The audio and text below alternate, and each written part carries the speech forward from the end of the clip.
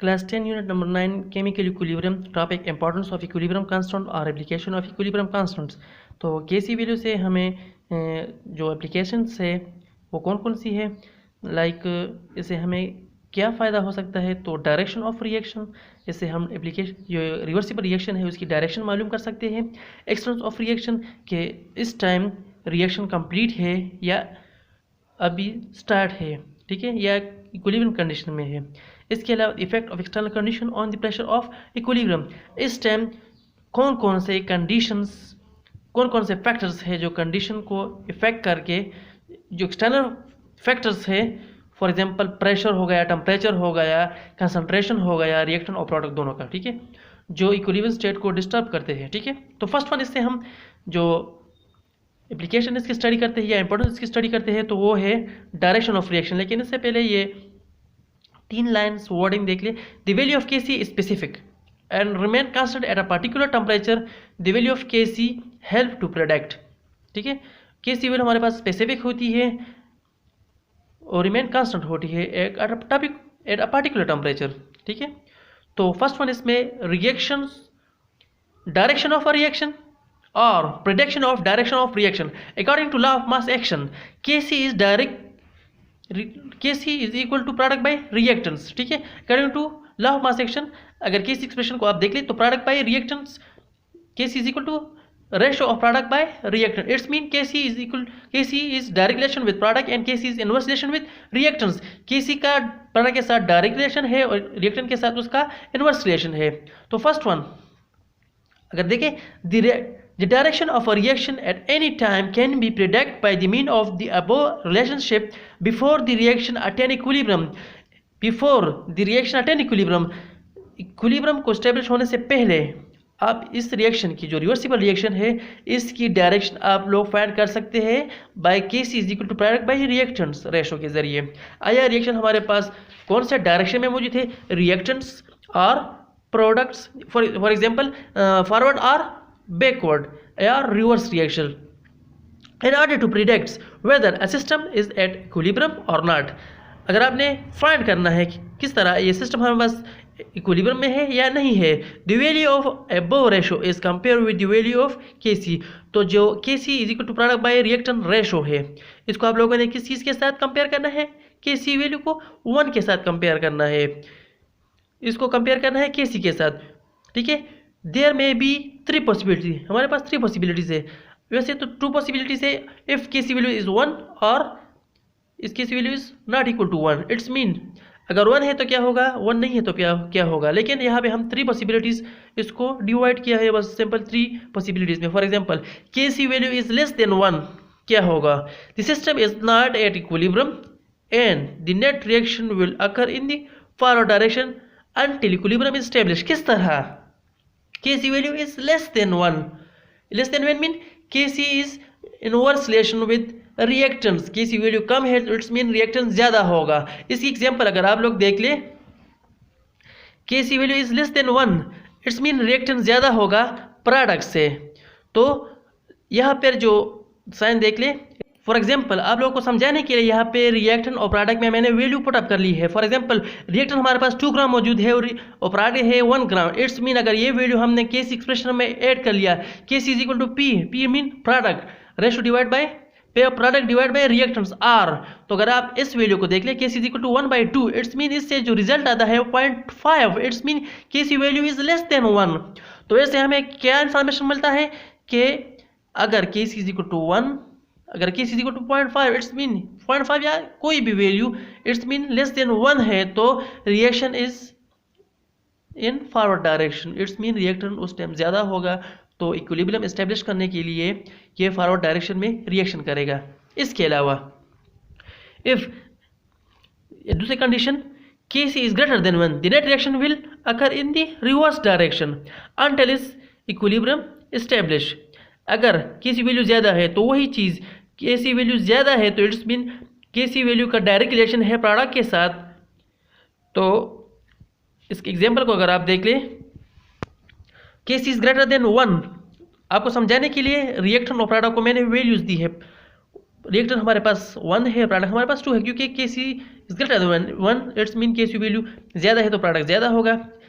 केसी expression को अगर इसमें अगर आप लोग वैल्यू पुट अप कर ले, KC is equal to product by reactants 2/1, KC is equal to 2, it's mean KC is greater than 1।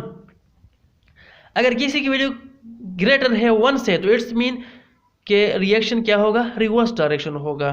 Product ज़्यादा बना है तो इक्विलिब्रियम रिएक्शन को, इक्विलिब्रियम स्टेट को एस्टेब्लिश करने के लिए ये डायरेक्शन क्या होगा, रिवर्स डायरेक्शन में होगा। ये रिएक्शन रिवर्स डायरेक्शन में होगा ताकि इक्विलिब्रियम रिएक्शन एस्टेब्लिश हो जाए। नेक्स्ट, अगर KC value is 1, KC is equal to 1, the reaction is at equilibrium. अगर केसी की वैल्यू 1 है इट्स मीन रिएक्टेंट और प्रोडक्ट हमारे पास दोनों क्या होंगे, सेम कंसंट्रेशन में होंगे। लेट फॉर एग्जांपल अगर आप इसकी एग्जांपल देख ले, KC is equal to 1, reactant is equal to product, दोनों सेम कंडीशन में होंगे, सेम कंसंट्रेशन में होंगे। फॉर एग्जांपल रिएक्टेंट को हमने 1 ग्राम लिया है, प्रोडक्ट को भी हमने 1 ग्राम लिया है, तो वही केस एक्सप्रेशन में अगर आप इसकी वैल्यू पुट अप कर ले, P divide by R it's mean product divide by reactants 1/1, it's से वही चीज़ आता है KC is equal to 1, it's mean equilibrium.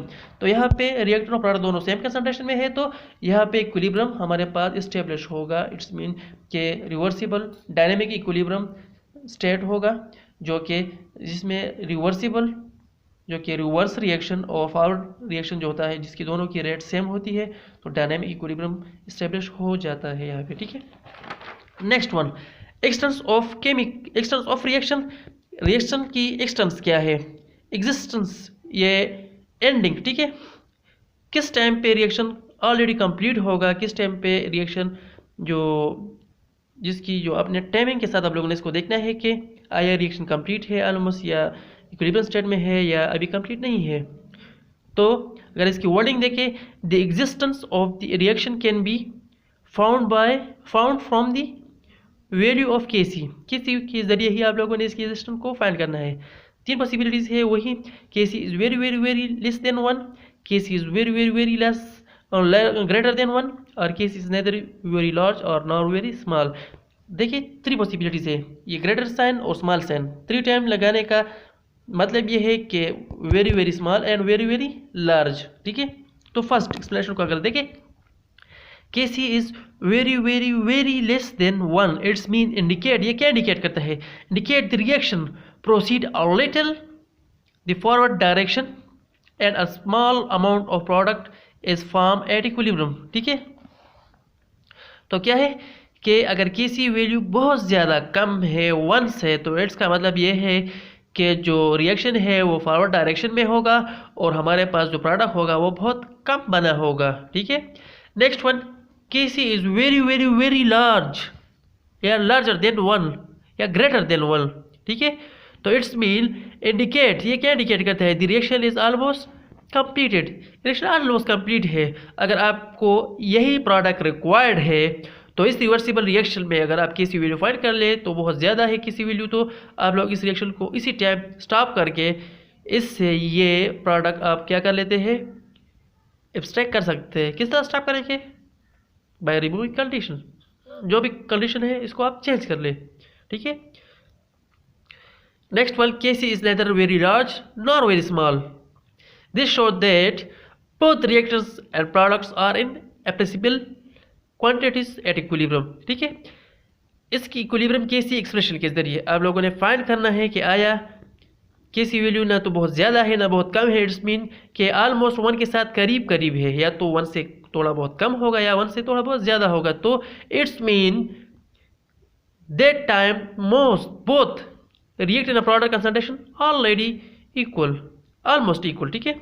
Effect of external condition, कौन से फैक्टर्स हैं जो इक्विलिब्रियम कंडीशन को इफेक्ट करते हैं, like pressures, temperature and concentration, ठीक है। प्रेशर चेंज कर ले, टेम्परेचर चेंज कर ले या कंसंट्रेशन चेंज कर ले तो क्या इफेक्ट पड़ता है। देखिए फर्स्ट ऑफ ऑल कि रिएक्शन हमारे पास रिवर्सिबल रिएक्शन है, तो रिवर्सिबल रिएक्शन होने की वजह से क्या होता है कि अगर इसकी आप लोग डिस्टर्बेंस कर ले, इस इक्विलिब्रियम स्टेट की आप लोग डिस्टर्बेंस कर ले, किस चीज़ के ज़रिए, बाय प्रेशर, बाय टेम्परेचर या कंसंट्रेशन, कंसंट्रेशन में रिएक्टेंट प्रोडक्ट दोनों आता है, ठीक है। तो ये इस इफेक्ट को मिनिमाइज करके इसको रिस्टोर करके दोबारा इक्विलिब्रियम स्टेट क्या कर लेता है, इस्टेब्लिश कर लेता है। तो वर्डिंग को देख ले, हाउ एवर या whenever the equilibrium state of a reaction of a system is disturbed by change. अगर आपने इक्विलिब्रियम स्टेट को सिस्टम को डिस्टर्ब किया by change in the external condition, जो कि एक्सटर्नल कंडीशन है कौन कौन से है, the system always tend to restore equilibrium. तो ये सिस्टम अपने आप को दोबारा रिस्टोर करके इक्विलिब्रियम स्टेट में दोबारा आ जाता है, ठीक है। तो ये है हमारे पास application of equilibrium constant, direction of equilibrium constant, extension of equilibrium constant and effect of condition, external condition of equilibrium constant, ठीक है। तो डायरेक्शन से हमें ये पता चलता है कि आया रिएक्शन रिवर्स डायरेक्शन में है, फॉरवर्ड डायरेक्शन में है या इक्विलिब्रियम स्टेट में है। एक्सटेंशन से हमें ये पता चलता है कि आया रिएक्शन कंप्लीट है या अभी कंप्लीट नहीं हुआ, या कि दोनों रिएक्टेंट कौन से कंसंट्रेशन कितने क्वांटिटी में मौजूद है। इसके अलावा कौन कौन से फैक्टर्स इसकी कंसंट्रेशन को इफ़ेक्ट करते हैं। तो यही चीज़ इसकी इक्विलिब्रियम कांस्टेंट की एप्लीकेशन और इम्पोर्टेंस है। अगर इसमें कोई पॉइंट्स समझ ना आया हो या किसी पॉइंट में कोई डाउट हो तो आप कमेंट्स में लिख सकते हैं, पूछ सकते हैं, क्वेश्चन कर सकते हैं। Thank you.